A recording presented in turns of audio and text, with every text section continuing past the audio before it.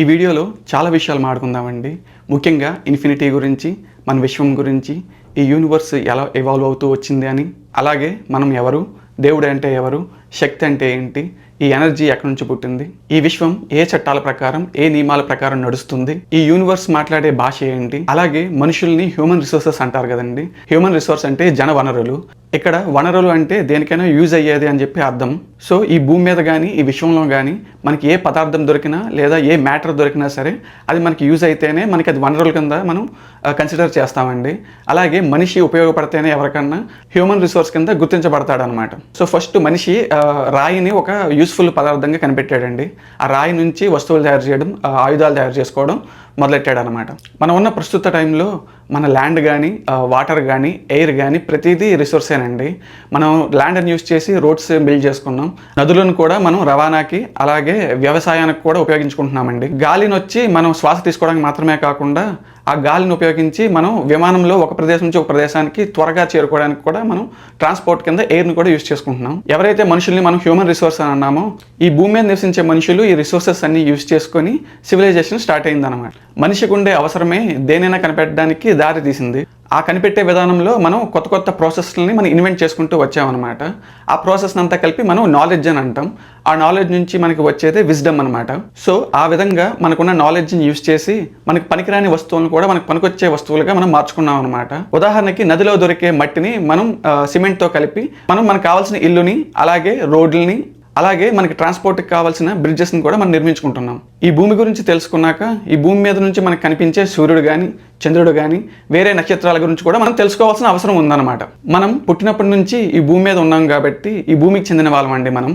అందుకని ఈ భూమి గురించి, ఈ భూమి చుట్టూ ఉండే సూర్యుడు, చంద్రుడు, అలాగే వేరే వేరే నక్షత్రాల గురించి కూడా మనం తెలుసుకోవాలండి. ఈ యూనివర్స్లో, ఈ భూమి మీద కానీ, ఈ విశ్వంలో కానీ మనం చూసేది, మనం పట్టుకునే పదార్థాలన్నీ, మ్యాటర్ అంతా ఈ బిగ్ బ్యాంగ్ నుంచే వచ్చిందండి. ఈ బిగ్ బ్యాంగ్లో ఎలాగైతే మ్యాటర్ తయారైందో అలాగే డార్క్ మ్యాటర్ కూడా తయారైందండి.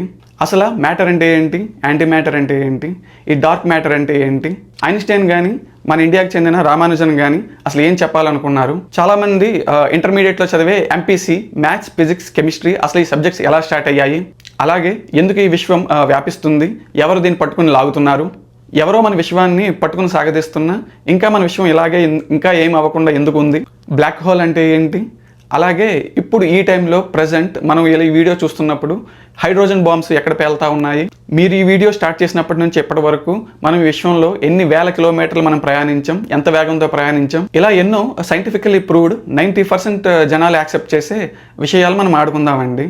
అంతే తప్ప ఎలాంటి సూడో సైన్స్ కానీ, ఎలాంటి మత సంబంధమైన విషయాలు కానీ, అలాగే ఎలాంటి రాజకీయ సంబంధమైన విషయాలు కానీ ఈ వీడియోలో మాట్లాడుకోవద్దండి. మన యూనివర్స్ గురించి మనం తెలుసుకుంటే అసలు దేవుడు ఎవరన్నది కూడా మీకు అర్థమవుతుందండి. ఈ వీడియోలో మీకున్న అనుమానాలన్నీ పటాపంచలు చేయబోతున్నాం. మనం చిన్నప్పటి నుంచి ఇంట్లో దేవుడి గురించి చెప్పే విషయాలు కానీ, స్కూల్లో మనం చదువుకునే సైంటిఫిక్ విషయాలు కానీ ఎప్పుడూ మనకి కన్ఫ్యూజింగ్ క్రియేట్ చేస్తాయండి. అందుకే చాలామంది చదువుకునేటప్పుడు చాలా ఇబ్బందులు పడతారనమాట. ఎందుకంటే వాళ్ళు స్కూల్లో చెప్పేది ఒకటి, ఇంట్లో వాళ్ళకి చెప్పేది ఒకటి. అందుకే చాలామందికి మ్యాథ్స్, ఫిజిక్స్, కెమిస్ట్రీ అర్థం కాక ఇంజనీరింగ్లో తక్కువ మార్కులు వచ్చి చాలా సబ్జెక్ట్స్లో ఫెయిల్ అవుతూ ఉంటారనమాట. ఇక్కడ మన ముందు తరం వాళ్ళు చదువుకోకపోవడం వల్ల, అంటే ముందు తరం అంటే మన పేరెంట్స్ కానీ, వాళ్ళ రిలేటివ్స్ కానీ, లేదా మన చుట్టుపక్కల ఉండేవాళ్ళు కానీ, వాళ్ళు చదువుకోకపోవడం వల్ల ఏంటంటే వాళ్ళు చిన్నప్పటి నుంచి వింటున్న మత సంబంధమైన కథల్ని, పురాణాలని, ఇతిహాసాలని, అలాగే బైబిల్లో చెప్పిన కథల్ని అవే నిజమనుకుంటా వాటిని నమ్ముతూ ఉంటారండి. నాకు తెలిసిన విషయాలు కానీ, నా విజ్డమ్ కానీ నా పక్కన ఉన్న వాళ్ళకి, నా స్నేహితులకి, నా బంధువులకి నేను చెప్పినప్పుడు వాళ్ళకి నేను చూసేది అర్థం కాక నన్ను పిచ్చోడిని అని అన్నారండి. నాకు తెలియని కొన్ని కొత్త రోగాల పేర్లు చెప్పి నన్ను అవమానించారండి. సో అందుకే యూట్యూబ్ స్టార్ట్ చేసి యూట్యూబ్లో మాట్లాడడం మొదలెట్టానండి. బట్ ఇక్కడ కూడా నాకు లాస్ట్ 1 year నుంచి వచ్చిన రెస్పాన్స్ చూస్తే ఐ థింక్ వాళ్ళు చెప్పేదే కరెక్ట్ అనిపిస్తుంది. ఈ వీడియోని పూర్తిగా చూడడానికి ప్రయత్నించండి. ఎందుకంటే ఈ వీడియోలో నా లాస్ట్ వీడియో అవ్వచ్చు. తర్వాత నేను నా కెరీర్ మీద ఫోకస్ చేయాలనుకుంటున్నాను అనమాట. ఇప్పుడు మెయిన్ కంటెంట్లోకి వెళ్దాం. ఈ బిగ్ బ్యాంగ్ అనేది 13.7 బిలియన్ ఇయర్స్ జరిగిందండి. అంటే దాని అర్థం ఇప్పుడు మనం ఉన్న ఈ మనుషులు 13.7 బిలియన్ ఇయర్స్ నుంచి రీసెర్చ్ చేస్తున్న ఈ ఎర్త్ అనే ల్యాబొరేటరీలో పుట్టిన స్పీసీస్ అనమాట. సో ఈ విశ్వం కానీ, యూనివర్స్ కానీ ఎలా స్టార్ట్ అయిందంటే బిగ్ బ్యాంగ్ అంటారండి. ఇన్ఫైనైట్ స్మాల్ పాయింట్లో మనకి infinite density and infinite temperature ఉంటుందండి. అంటే మీకు సింపుల్గా అర్థమయ్యేలా చెప్పాలంటే చాలా చిన్న పాయింట్లో మనకి కొన్ని లక్షల కోట్ల గోదావరి నీళ్లు పట్టి అలాగే కొన్ని లక్షల కోట్ల సూర్యుల్ని బంధిస్తే అది ఎంత ప్రెషర్గా ఎంత వాలటైల్గా అంటే సో అలాంటి పాయింట్ నుంచి ఆ బిగ్ బ్యాంగ్ అంటే పేలిందనమాట. దాన్నే సింగులారిటీ అని కూడా అంటారండి. సో ఆ బిగ్ బ్యాంగ్ నుంచి ఆ ఇన్ఫైనైట్ స్మాల్ పాయింట్ నుంచి విశ్వం వ్యాపించడం మొదలెట్టిందండి. సో ఇప్పటికీ మనం ఎక్స్పాండ్ అవుతూ ఉన్నాం అనమాట ఈ యూనివర్స్లో. ఆ టైం నుంచి స్పేస్, టైం, మ్యాటర్ ఇవి ఎక్స్పోనెన్షియల్గా అన్ప్రెసిడెంటల్ రేట్లో పెరుగుతూ ఉన్నాయండి. ఇక్కడ సింగులారిటీ నుంచి మ్యాటర్ ఎలా ఫామ్ అవుతుంది అనేది మనం అర్థం చేసుకోవాలండి. సో మ్యాటర్ అంటే ఇక్కడ మనం చూసే మ్యాటర్ అంటే మన శరీరం కానీ, మన ఫోన్ కానీ, మన టీవీ కానీ ఇవన్నీ మ్యాటరేనండి. మన చుట్టూ ఉండే గోడ కానీ, రోడ్డు కానీ, మట్టి కానీ ఇవన్నీ చిన్న చిన్న ఆటమ్స్తో తయారైన ఇలాగ డిఫరెంట్ ఆటమ్స్ అన్నీ కలిస్తే మనకి మ్యాటర్ తయారవుతుందండి. మన పీరియాడిక్ టేబుల్లో 118 ఎలిమెంట్స్ ఉన్నాయండి. అందులో మనకి ఫస్ట్ ఎలిమెంట్ వచ్చి హైడ్రోజన్ అనమాట. సో దీని మాస్ వచ్చి 1. సో ఇందులో ఒక ఎలక్ట్రాన్, ఒక ప్రోటాన్ ఉంటుంది. ఈ బిగ్ బ్యాంగ్ తర్వాత ఫస్ట్ ఏర్పడిన మ్యాటర్ ఈ హైడ్రోజన్ అండి. ఈ టైంలో మొత్తం హైడ్రోజన్ ఆటమ్స్ ఉన్నాయన్నమాట.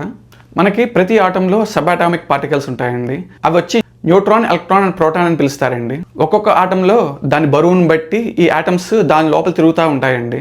అసలు ఈ ఆటంలో ఈ సబ్ అటామిక్ పార్టికల్స్ ఎలాగ బాండ్ అయ్యి ఉంటాయి, వాటిని దగ్గరగా ఉంచే శక్తి ఏంటి అన్నది మనం తెలుసుకోవాలండి. ఇక్కడ 4 రకాల ఫోర్సెస్ ఉన్నాయి.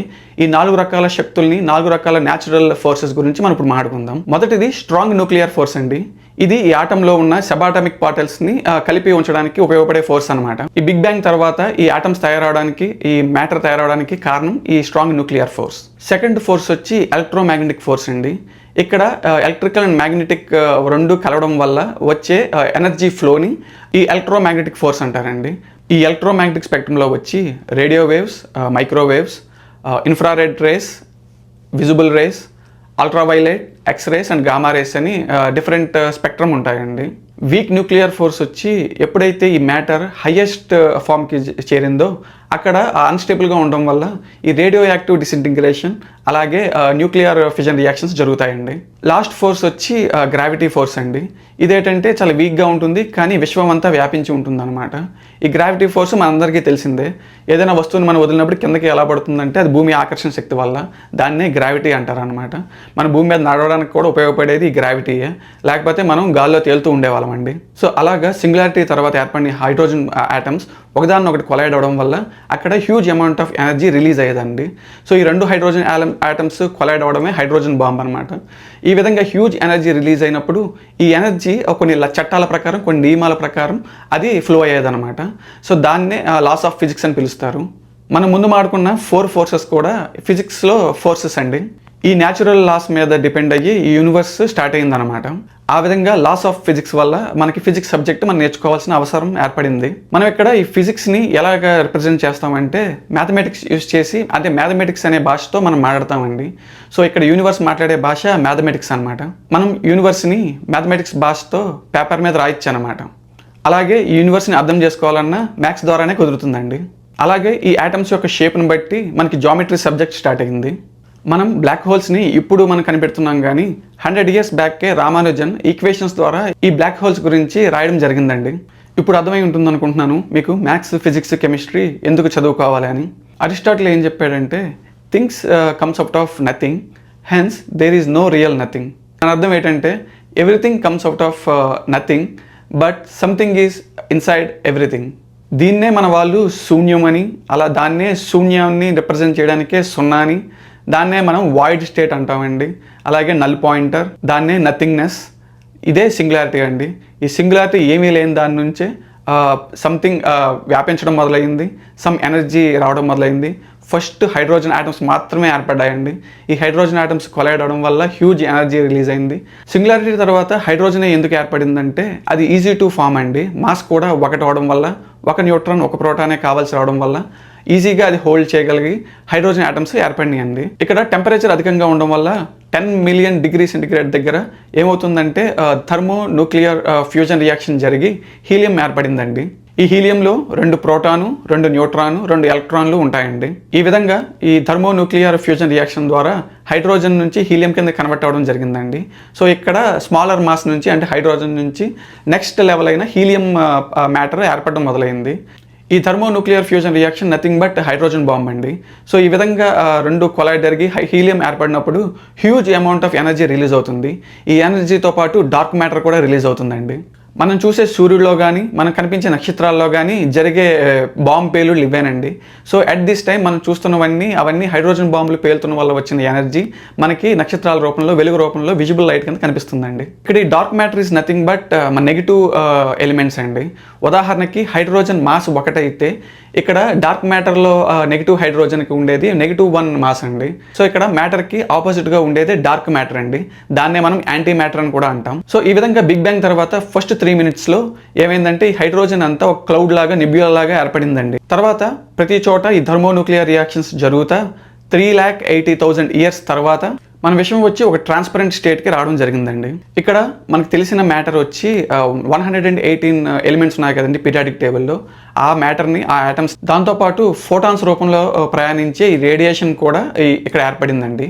దీంతోపాటు డార్క్ మ్యాటర్, అలాగే ఎనర్జీ విచ్ ఫాలోస్ లాస్, ఈ ఫిజికల్ లాస్ని ఫాలో అయ్యే ఎనర్జీ కూడా మనకి అక్కడ రిలీజ్ అవడం జరిగిందండి. ఇక్కడ మనకి గ్రావిటీ ఉన్నట్టే యాంటీ గ్రావిటీ కూడా ఉంటుందండి. ఈ యాంటీ గ్రావిటీయే మన విశ్వం వ్యాపించడానికి కారణం అండి. ఈ యాంటీ గ్రావిటీ ఫోర్సే మన విశ్వాన్ని పట్టుకొని సాగదీస్తూ ఉంటుందండి. ఆ విధంగా ఈ గ్యాలాక్టిక్ స్పేస్ ఏదైతే ఉందో ఇది డార్క్ మ్యాటర్ వల్ల ఎక్స్పాండ్ అవుతూ ఉంటుందండి.